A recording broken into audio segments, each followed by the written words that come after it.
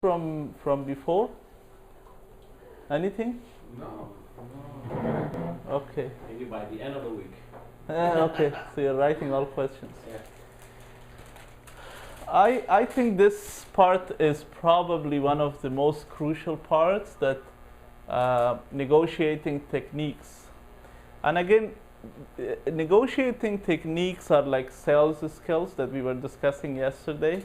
It is like more reading in people's head, which is not easy. And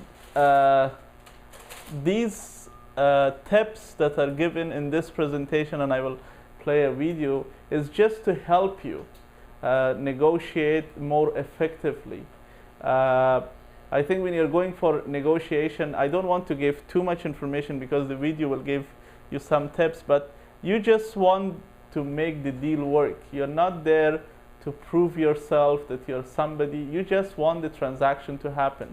Unfortunately, some agents are arrogant and they act up and they just want to prove that they're somebody. That's not the point of going to the meeting. You just want the transaction to happen. And I always prefer meeting face-to-face as opposed to sending it through fax, because the chances of the transaction going through and happening is higher when you meet face-to-face, because they see a person, they put a face to that voice that they have heard over the phone, and it's more importantly, the sellers will see you or your client, and then you might be in a better position to make that deal happen. So I will encourage, highly recommend to meet more face-to-face for offer presentations. Having said that, so let me play this video and then we go from there.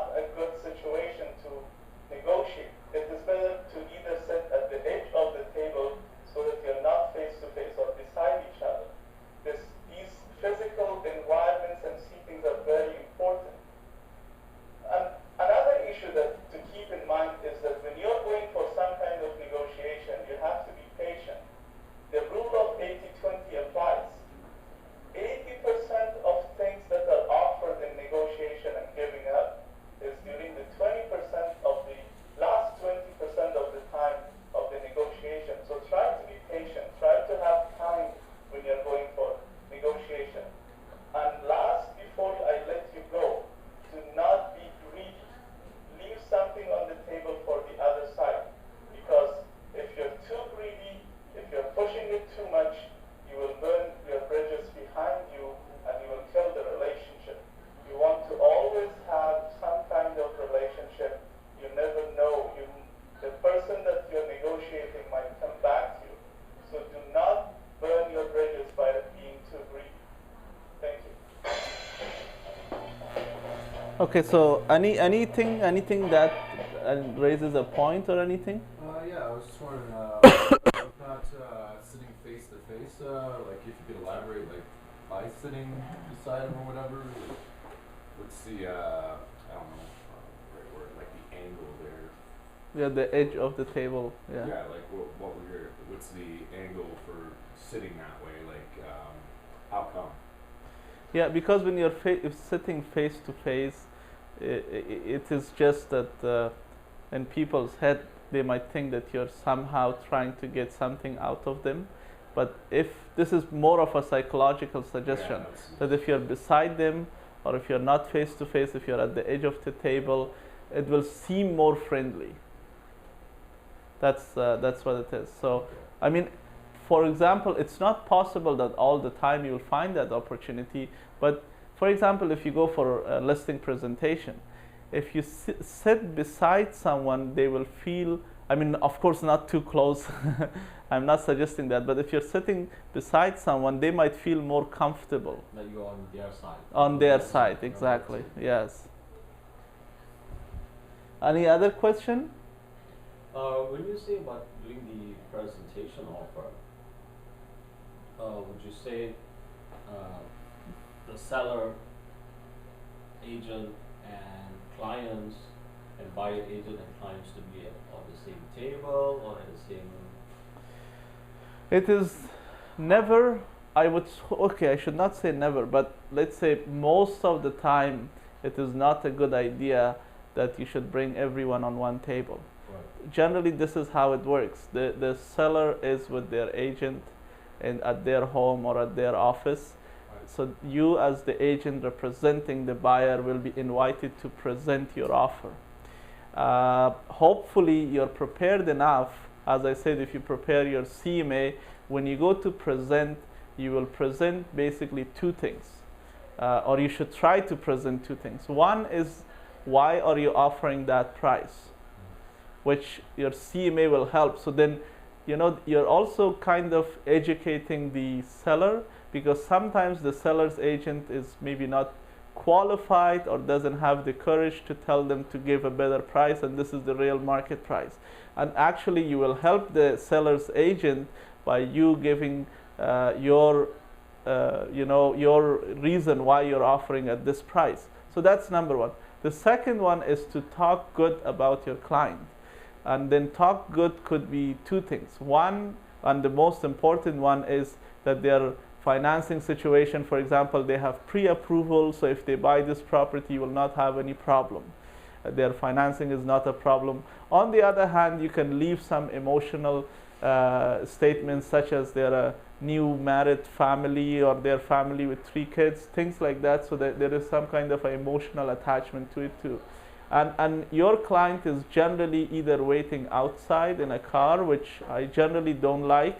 I prefer to be in a coffee place or somewhere that they can sit down comfortably, and then you will go back and forth between your client and the seller's house or seller's agent's office. Any other question? For example, this situation is better, although one of the guy is on the phone, hopefully that is the client, but this situation is better than a situation that you're just sitting in front of each other. Right? This is like beside each other. Any questions? I'm just skipping this because I think most of these points are discussed in that video, so I don't want to repeat them. I think this is another good technique. We discussed about this yesterday, that you're a good listener if you want to be a successful agent. It even applies to negotiations. Sometimes if you keep on talking and if you keep on pushing, they will not move. But try, in general, I think when you're talking and trying to build a relationship, try to be a good listener. You just maybe throw a question and keep on them saying things. They will say a lot of things that it will be to your benefit. If you just try to reply them back, you will hold them, and they may not say a lot of things that would have been to your benefit. So try to be as much as possible a good listener.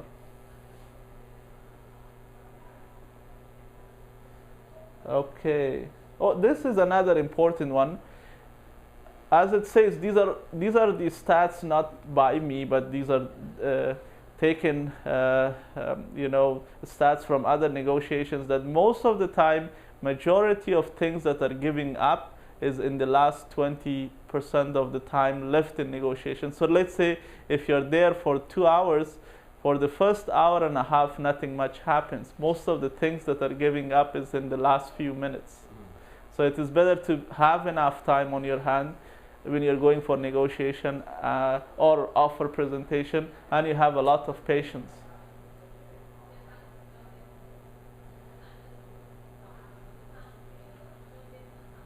Okay, so we have discussed any questions before we move forward?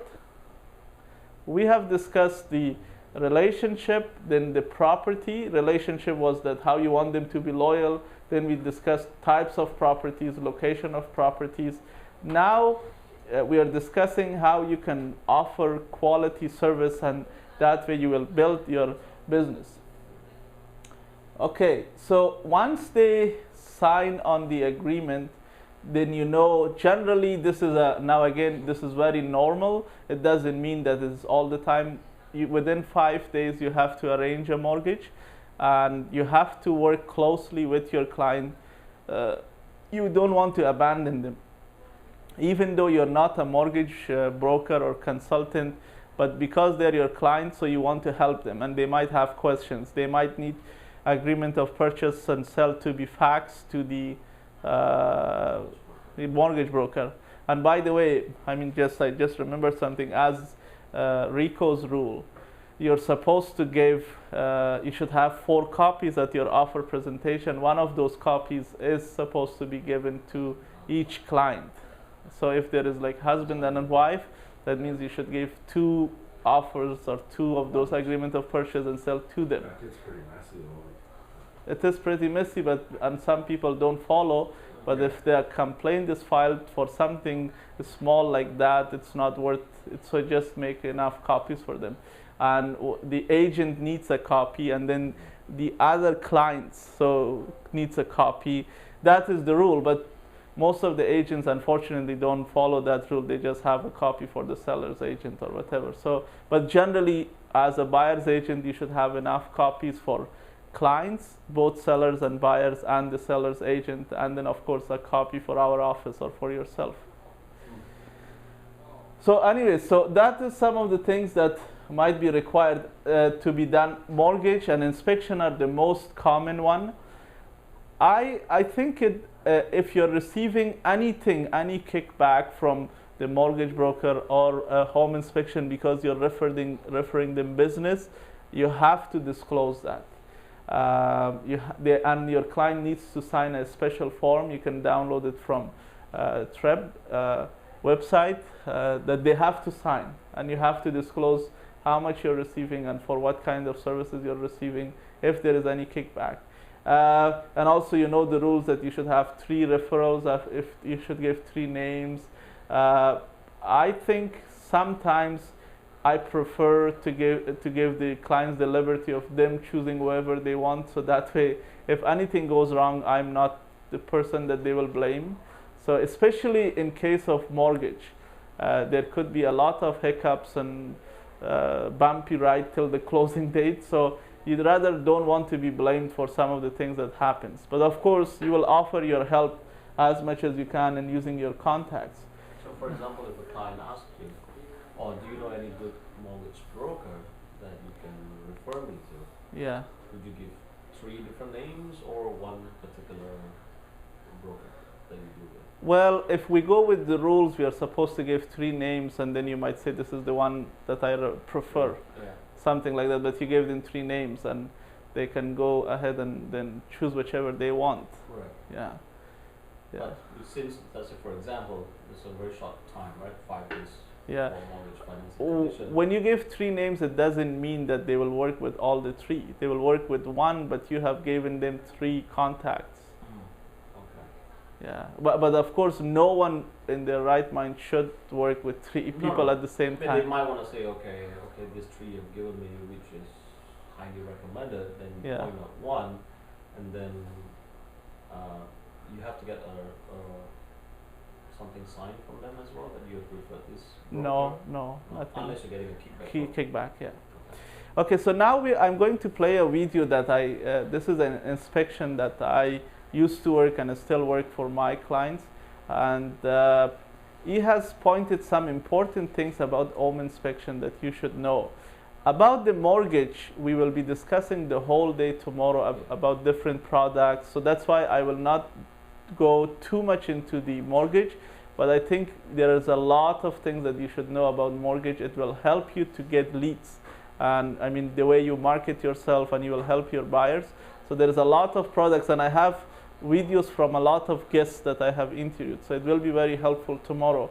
But home inspection is not such a big topic as big as mortgage, so that's why we will this video hopefully will suffice, but the mortgage we will discuss in detail tomorrow. So let's see if this will create anything in your mind that you want to ask. But I think this is a very useful video.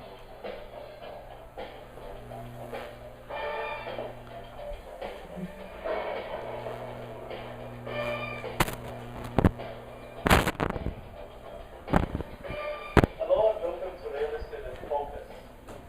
Sometimes we are under pressure, such as multiple offer situation, and we do not do home inspection. We waive the condition, or we remove the condition for home inspection. Today we have taught an established business person who does a lot of home inspections here across Greater Toronto area. And I would like to ask him the importance of home inspection. Well, it's important because buying a house is a major investment.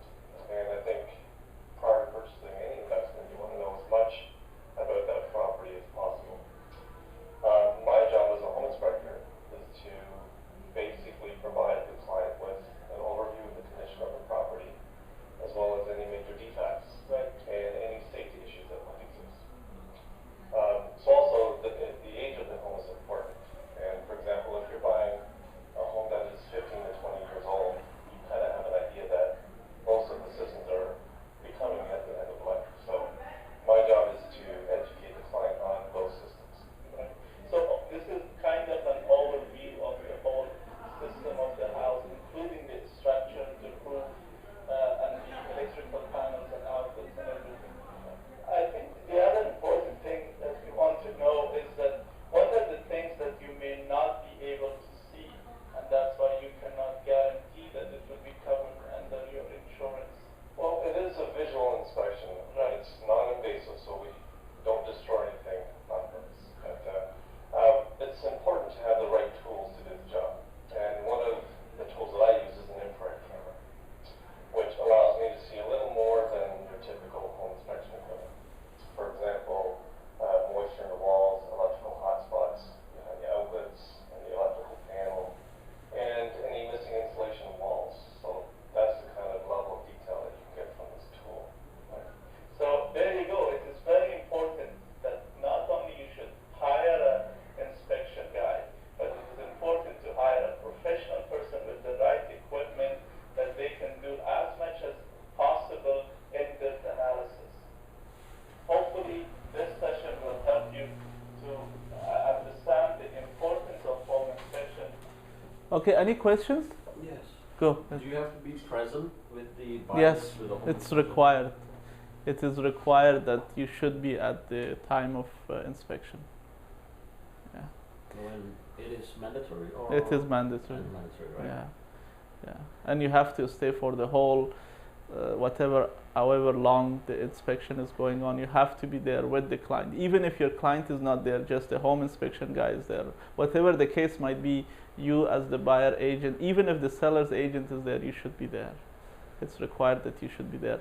And generally, the home inspection will wait for you to come and take him inside. That's how things work. Okay. Yeah, go ahead. Does it apply to condominiums? Everything. Yeah. Because a lot of times, I mean, that's what I've been told, that maybe if it's a new condominium, less than 5 years old, you can waive the inspection. Yeah.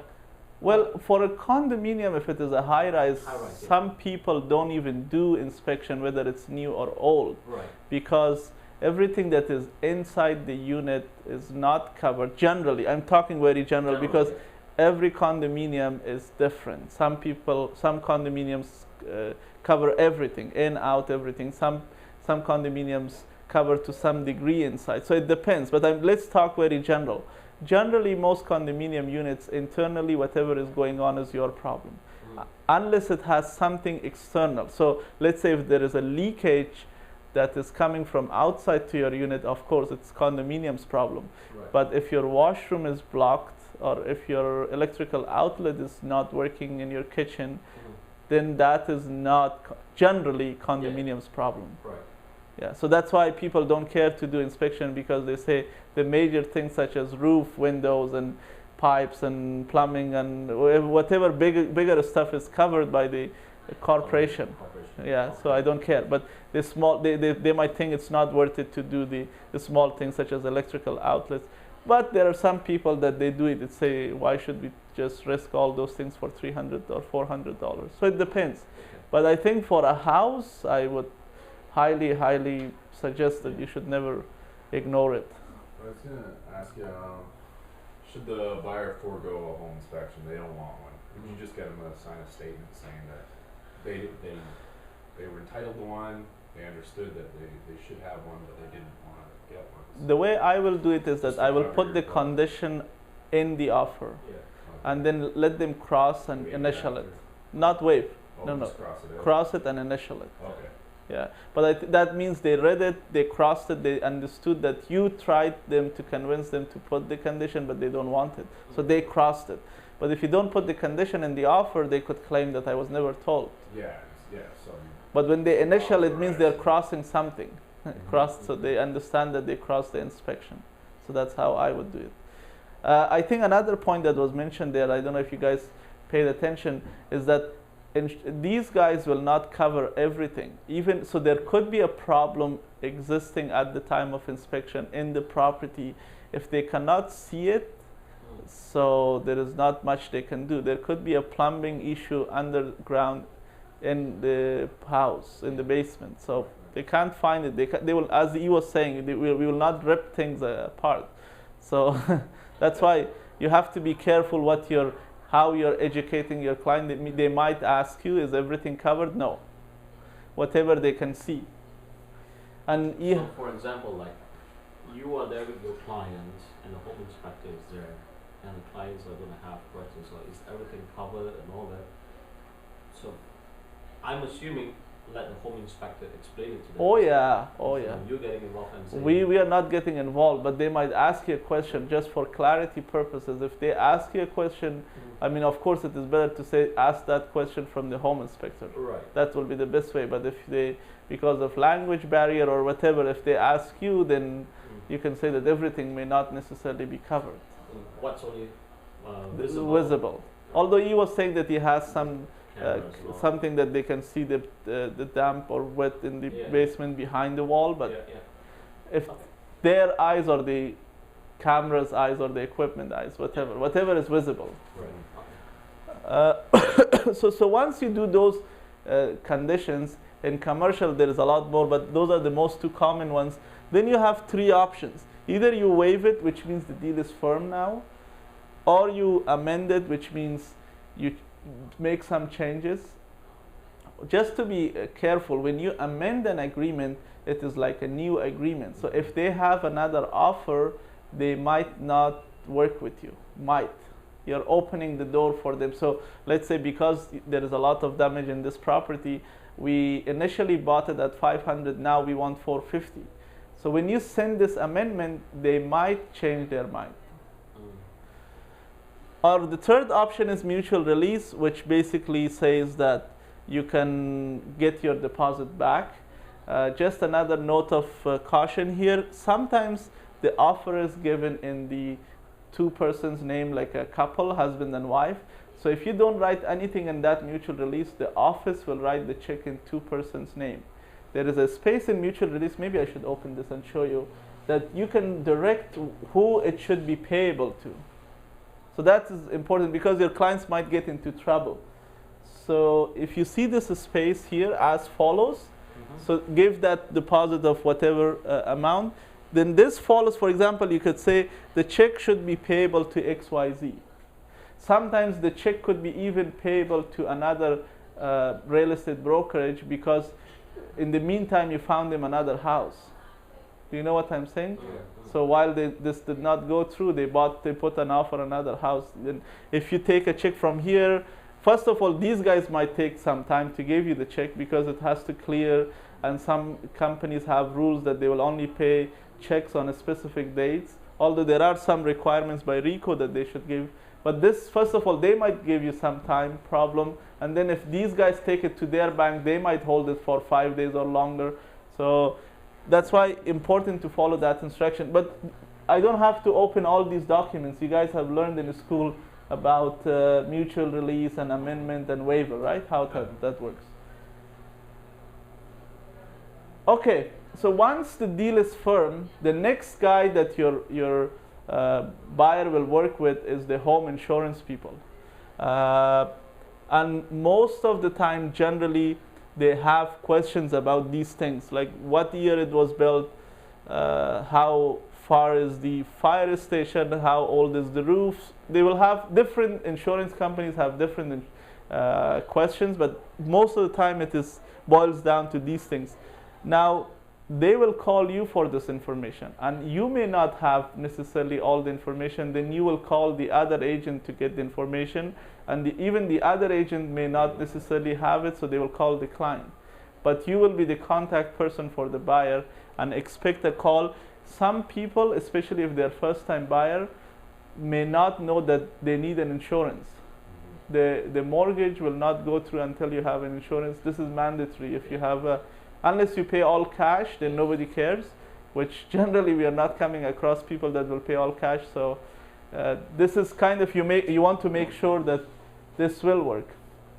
There are different types of mortgages, home insurance. I will play this video, and then this is just, although we are not insurance agents or anything, but this is just for information purposes.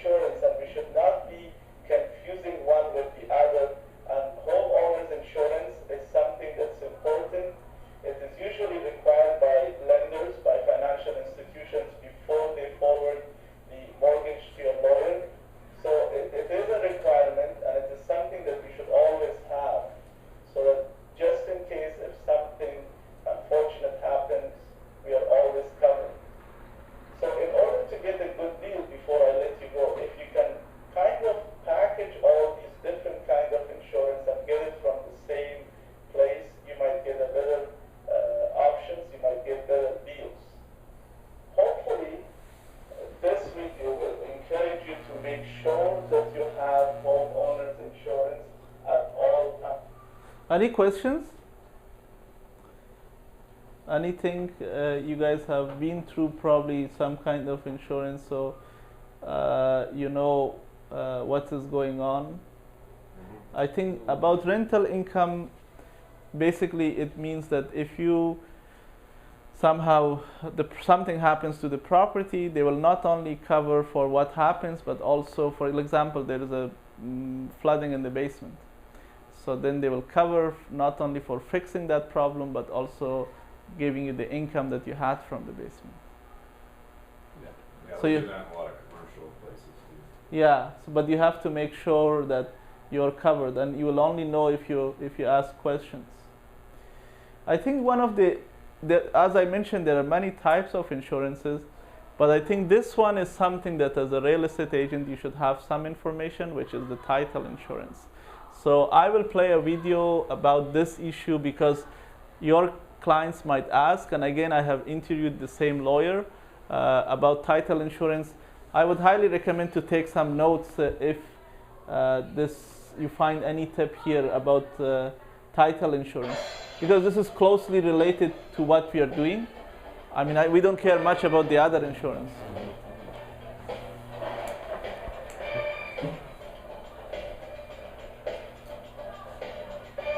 Hello and welcome to Real Estate in Focus.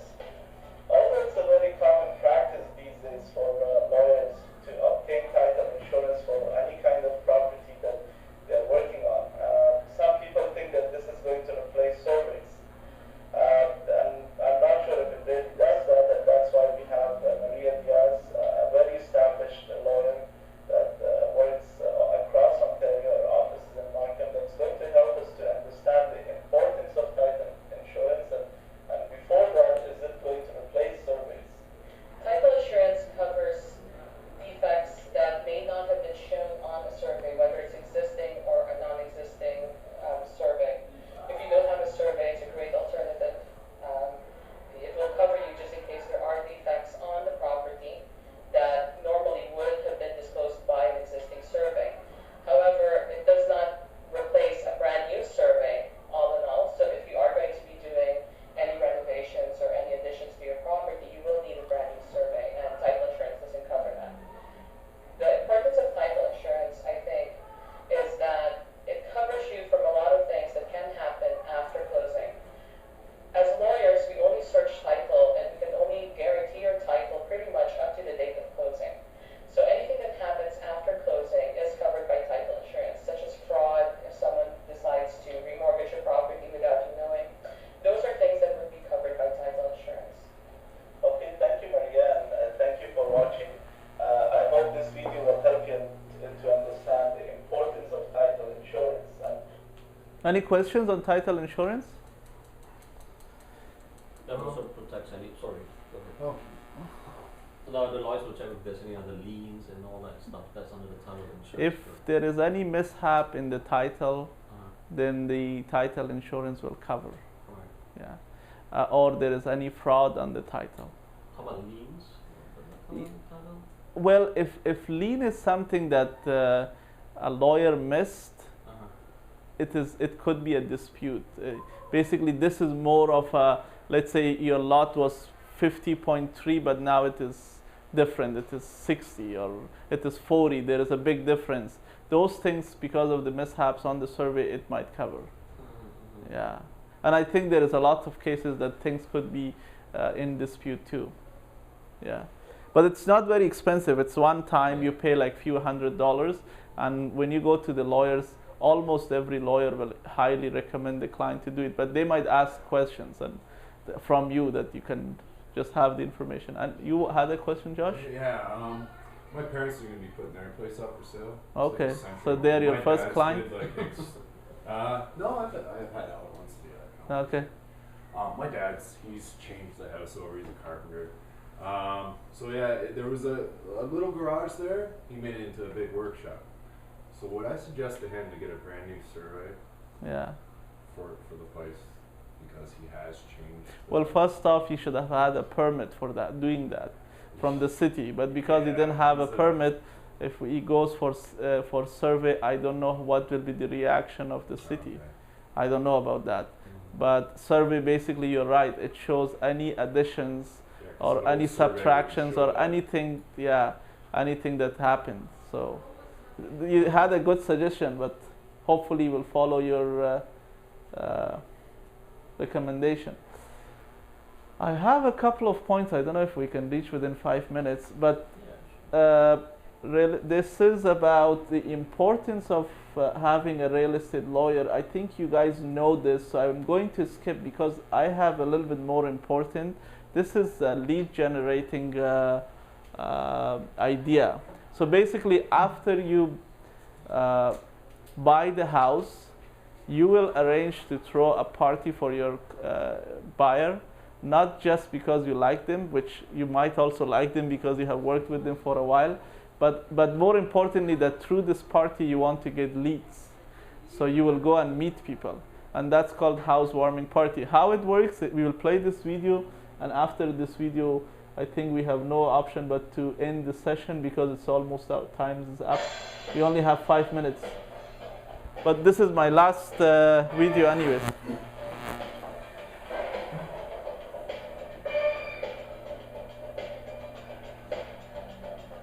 Hello, welcome to Real Estate in Focus. Realtors are always trying to find a way that they can spend the least and get most clients possible. Is that possible? Yes. One of the ways to generate good leads, get clients, get referrals is home warming party. Once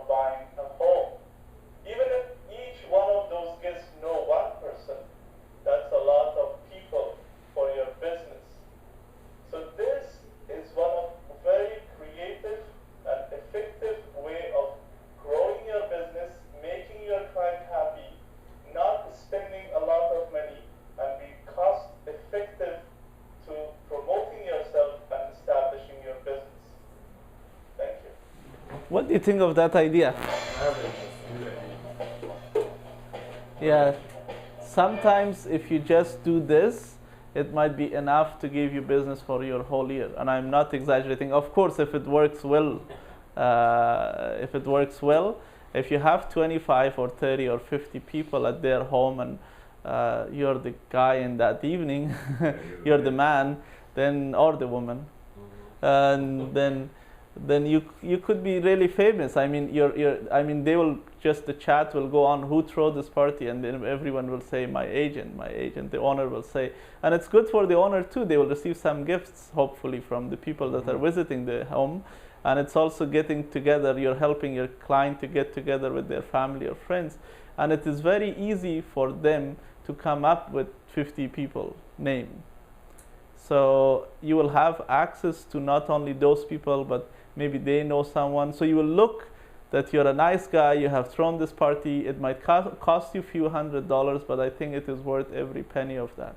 Even if you get, worst scenario, a client from that place, it's good. Yeah. So I think I would highly recommend that once you have a client and you close, try to do this. I mean, all clients may not necessarily accept this idea too, but you just need a few of them in a year to accept this. In your past experience, how was the success rate in getting the housewarming parties? Actually, the first one we did in Richmond Hill at that time, I did it with Nilo. It is very successful. From that party, I think I have given my, well, this was when I initially started the business. One of the mistakes, for example, I made in one of those parties is that I didn't take the people's information. I should have some of the people so that you could follow up. Because in this business, people may like you in that instance, but they will forget about you. So if you don't have any point of contact, then that may not be a good idea. Although the list is given to you by your client, so that way you have their contact information. I did not do much of a follow-up. This business is built on follow-up. I mean, if you, again, for example, door knocking, you might do door knocking, and if you don't follow up, they might like you at the door, but if you don't follow up, they will forget and move on to another agent. Anyways, having said that, to answer your question, I did not, in my first few housewarming parties, I did not have really good results, but I think generally, I would say most of them are coming from that way, because then we have, some of them, for example, are from my own community. What they do is that people come and it's part of the culture. So you get to meet a lot of people. And at the same time, because your client is happy with you and you make them look good, they will refer you. So it is very effective. So I think because we are just on time, although the presentation is finished here, the homework is that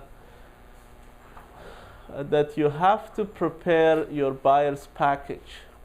Now the buyer's package, one of them was you have to prepare a questionnaire that will basically, the questions that you will ask at the time that the clients are coming. So that's one. But more importantly, a brochure. I think Nilo, at the time you came to the office for joining, showed you a sample of a buyer package. We have that prepared for you. You just have to change your picture and your name and your profile and bio. So if you don't have it, then get it from Nilo or prepare one of your own. So see, you can use that bio on your website, on this brochure, and on this package. So all you need, you should have a buyer's package. That's what I'm saying. Now in that buyer's package, it's just not your business card, but also a questionnaire that you will ask them. A buyer's agency agreement is part of that package, and what you will do for them, which we have prepared. And I think if you just take that file and change your picture, that will give everything that you will do for them. And I think if you want to go a step further, you might have a short presentation. The same way that we will have a presentation for sellers, which we will discuss on Thursday, you might want to have a presentation. So I will end, but I think I will emphasize that you should give that housewarming party a good thought.